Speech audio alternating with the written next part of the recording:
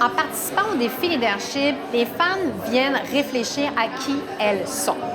Parce que ce que tu es, lorsque tu as une meilleure connaissance de qui tu es comme individu, tu deviens par conséquent un meilleur leader.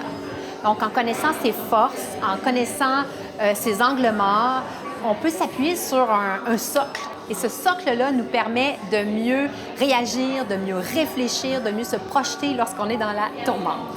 L'exemple d'un leader, c'est pas un exemple de perfection puis de force, c'est un exemple holistique. Fait que quand vous êtes gestionnaire, ils veulent pas savoir que vous êtes parfaite. Ils veulent savoir que vous avez de la peine, que vous avez des familles, que des fois c'est tough.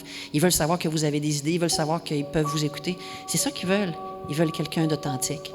Puis ils veulent savoir que vous allez être la même personne à l'intérieur de l'organisation.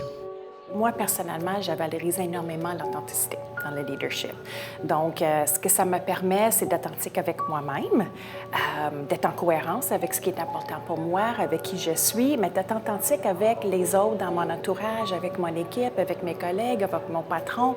Et ce que ça fait, c'est que ça bâtit énormément la confiance. Et je trouve que c'est un des leviers le plus importants dans notre société aujourd'hui.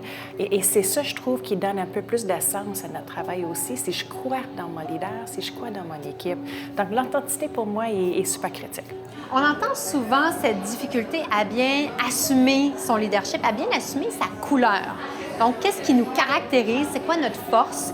Et comment mettre cette force-là de l'avant? Parce que ça prend un courage aussi pour arriver avec un leadership qui est différent, qui ne ressemble pas nécessairement à ce à quoi on est habitué. Les femmes qui vivent ce parcours-là, une des grandes découvertes, en fait, c'est on découvre davantage qui on est comme individu, c'est quoi notre grande force, de quelle façon on contribue dans l'organisation, de quelle façon on peut avoir un meilleur impact auprès de nos équipes.